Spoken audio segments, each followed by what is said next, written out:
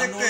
মানুষ সবাই স্বার্থপর, ঠিক আছে, মানুষ কিন্তু সবাই স্বার্থপর। অর্থ থাকলে বন্ধু সবাক চিনে, অর্থ না থাকলে কোনো মানে খারাপ ভাষা করে বলতে হয়, কোনো ভাইকেও মানে শালা বলে চলে যায়, নিজের মায়ের পেটের ভাইকে অনেক সময় শালা বলে চলে যায় অর্থ না থাকে।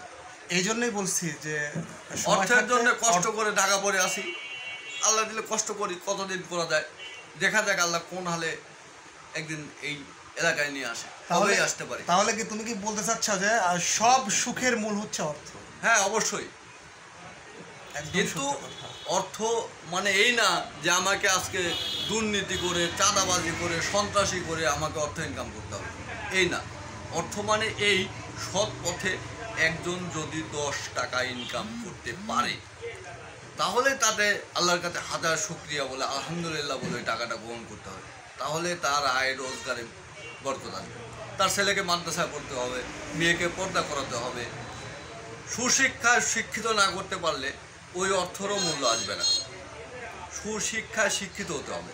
প্রত্যেকটা ব্যক্তিকেই তার সন্তানকে অবশ্যই স্কুলে পড়াতে হবে, নাহলে মাদ্রাসায় পড়াতে হবে। যেখানেই পড়ায় কোনো আপত্তি নেই, পড়াশোনার কোনো বাধা বিঘ্ন নেই, যেখানে পড়াক সে শিক্ষিত হতে হবে। এখন যদি কেউ মাদ্রাসায় পড়ে তাহলে সে ব্যক্তির সে ছেলেটা অবশ্যই বাংলা পড়ে, ইংরেজি পড়ে, অঙ্ক পড়ে, গণিত পড়ে, সব শিক্ষা শিক্ষিত হয়। যখন একটা মাদ্রাসার স্টুডেন্ট, যখন মাদ্রাসার ছাত্র পড়াশোনা করে, এক জায়গায় রাস্তা দিয়ে হাঁটতে লাগলে তার চলাচল দেখিস বন্ধু তুই, আবার একটা স্কুলের ছাত্র রাস্তা দিয়ে হাঁটতে লাগলে তার চলাচলও দেখিস তুই।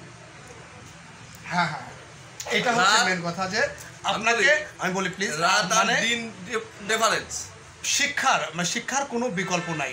আপনার সন্তান, আমার সন্তান, আমরা যার সন্তানই হোক না কেন, সুশিক্ষায় শিক্ষিত করার জন্য অবশ্যই ভালো মানের প্রতিষ্ঠানটাও কিন্তু বন্ধু এখানে দরকার।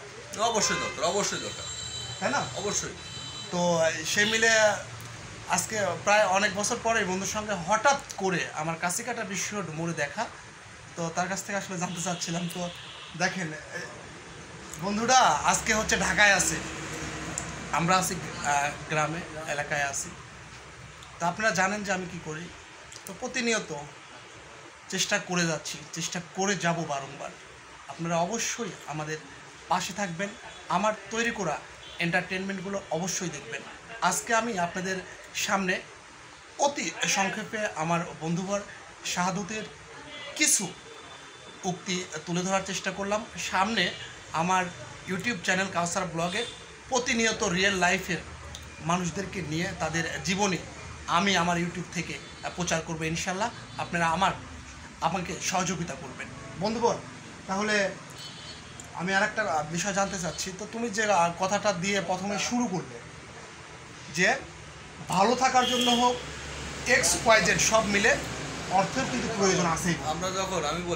আমি যখন বাংলাদেশ দি হাঙ্গার প্রজেক্টের সাথে একটু যুক্ত ছিলাম, মানে বাল্য বিবাহ উদ্দীপক যাকে বলে, ওইখানে যুক্ত থাকি। আমি হাই স্কুলে পড়া অবস্থায় ওইখানে বই ছিল, অনেকগুলো বই দিত সপ্তাহে সপ্তাহে। এই বইগুলোর মধ্যে একটা কথা লেখা ছিল, আত্মশক্তিতে বলীয়ান ব্যক্তি কখনো দরিদ্র থাকতে পারে না। কথাটা আমার এখনও মনে হয়, যার মধ্যে আত্মশক্তি মনুষ্যবোধ আছে সে কখনোই দরিদ্র থাকতে পারে না। সে আমি মনে করি দিন 10 টাকা ইনকাম করলে সে তাতেই সন্তুষ্ট থাকে। 10 টাকা ইনকাম করে আমি যদি মানে মনে তৃপ্তি পাই তাহলেই তো আমি দরিদ্র থাকলাম না। হ্যাঁ বন্ধু, তোমাকে অসংখ্য ধন্যবাদ তুমি আজকে আমার এই অনুষ্ঠানে পার্টিসিপেট করার জন্য। তো দর্শক আপনারা যেখান থেকে আজকের অনুষ্ঠানটি দেখছেন অবশ্যই আমাদের জন্য দোয়া রাখবেন। ভালো থাকবেন, সুস্থ থাকবেন, ফেসবুকের সঙ্গেই থাকবেন। ধন্যবাদ সবাইকে।